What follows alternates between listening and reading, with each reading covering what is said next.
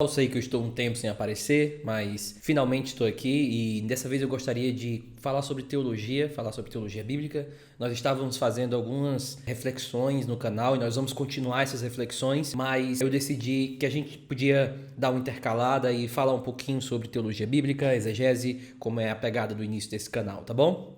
Hoje eu gostaria de falar sobre o texto de Tiago capítulo 2 e a questão da justificação pela fé. Eu não gostaria de entrar em questões tão técnicas em termos de terminologia. Talvez você já tenha noção de que existe um grande problema exegético aqui por conta do capítulo 2, a partir do verso 14 em diante, e o que Paulo fala em Romanos capítulo 3 sobre a fé de Abraão, que Abraão foi justificado sem obras, ou alguém é justificado sem obras, e Tiago fala que alguém é justificado pela fé e pelas obras. Ele faz essa adição, coloca as obras como também esse fator determinante. E isso causa grandes problemas para algumas pessoas, porque de fato parece uma contradição entre Paulo e Tiago. E existem, com certeza, vários eruditos que tentaram resolver isso, fazendo uma contradição entre Paulo e Tiago, mostrando que Tiago tinha um cristianismo mais incipiente, mais inicial, e Paulo é um cristianismo mais desenvolvido, ou que os dois mesmo discordavam sobre esse assunto e tal. Então a galera que trabalha muito pela teologia bíblica e que acham que teologia bíblica significa que não existe coesão ou coerência nos textos das Escrituras, com certeza para eles isso não vai ser nenhum problema.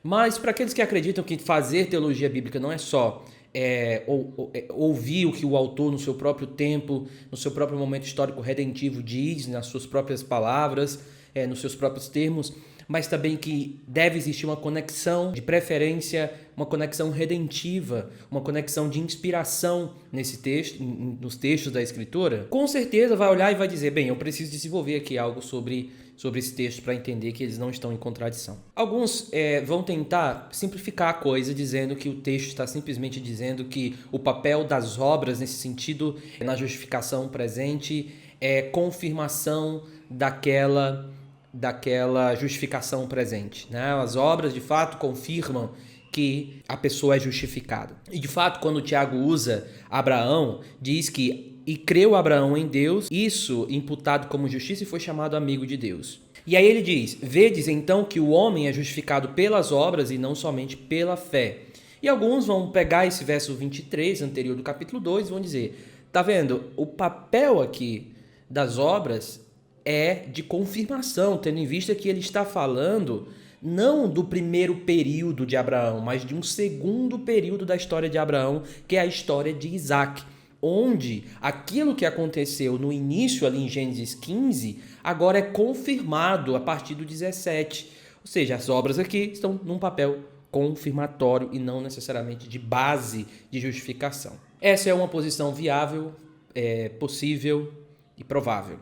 E aí eu gostaria de deixar para vocês aqui uma outra possibilidade exegética que vai olhar para esse texto e vai tentar captar ele dentro de uma atmosfera, dentro de um contexto escatológico. De forma que quando Tiago fala a palavra justificação, ele não está pensando em justificação presente, mas nesse caso aqui, e o exemplo que ele usa para Abraão é uma função ou um olhar escatológico. Para isso, para o vídeo não ficar tão longo, nós podemos observar que antes do verso 14 do capítulo 2 de Tiago, no verso 13, o autor diz assim, porque o juízo será sem misericórdia sobre aquele que não fez misericórdia, e a misericórdia triunfa do juízo. E aí eu quero que você observe que ele aqui está falando de um contexto escatológico. Ele diz, ora, algo vai ser exercido sobre aqueles que não tiveram misericórdia, no caso, juízo. Só que terá misericórdia quem tiver feito misericórdia. Onde? No juízo. E aí no verso 14 o autor diz, meus irmãos, que proveito ou que aproveita se alguém disser que tem fé e não tiver obras? Qual o benefício disso? Agora, o benefício para quê? E aí quando você volta no verso 13, você entende o verso 14, é o benefício para o juízo final. Então nessa questão ora, se vai ser exercido misericórdia para quem teve misericórdia, qual é o benefício então de alguém dizer que tem fé, mas não tem obras para o juízo final? se o que vai contar no juízo final é a presença dessas obras. Então aqui o autor ele nos dá um contexto escatológico, um contexto futuro. E aí quando chega na questão da justificação, o contexto aqui de justificação não necessariamente é o mesmo contexto paulino. Por quê? Porque agora ele nos direcionou para um outro juízo. E esse juízo também, passar por um juízo, é passar justificado por esse juízo. E aí a questão é, como é que eu passo justificado por esse juízo futuro? Por exercer misericórdia. Então, lá no final, no juízo final, o que nós aprendemos com Tiago é que as obras contam, sim. E essas obras contam junto com a fé. Em outras palavras, as obras vão sim ser contadas no juízo final. Só que essas obras, elas não salvam por si. Na verdade, essas obras, e aí a gente vai ver, na verdade é fruto de uma fé viva, de uma fé verdadeira. Assim, quando ele coloca obras, não é uma questão de mérito. Lá no final é uma questão de que, no juízo final, sim, é necessário essas obras. Ele não aprofunda isso de uma forma assim, e agora, como é que nós vamos fazer isso com relação à fé? Ele não faz isso. Mas a única coisa que ele nos diz é que, olha, cuidado, exerça misericórdia hoje. Por quê? Porque, e aí pelo contexto de Tiago, isso é uma evidência de uma fé verdadeira, nós não negamos essa ideia interpretativa, mas ele joga isso para o futuro e diz, de tal forma que no futuro você vai precisar dessa misericórdia sobre você, mas você só terá se você tiver exercido misericórdia, porque a fé e as obras contam na justificação final. Aqui no texto de Tiago, nós estamos vendo um lado da moeda do conceito de justificação, que é o seu lado futuro, que é o seu lado escatológico.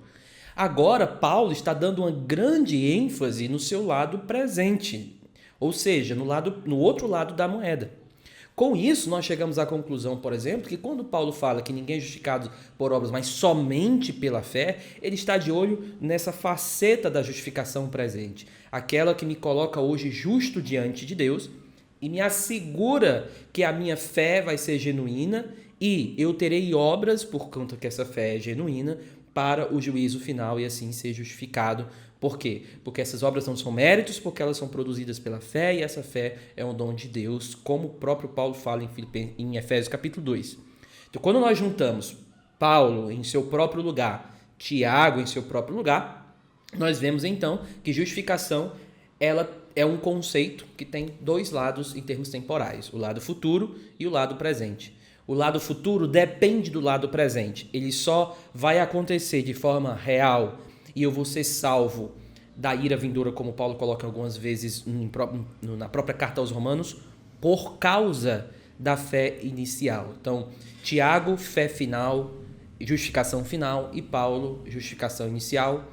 A final, ela é completamente ancorada na inicial. Paulo também tem coisas a falar sobre as obras. E ele vai usar uma preposição que é sempre de acordo com e nunca com base em, ou no sentido de a pessoa é salva com base nas obras, ele nunca vai dizer. Mas em alguns momentos, e aí ele vai falar isso em Romanos capítulo 2, existe esse lugar das obras ali no juízo final também, na teologia paulina.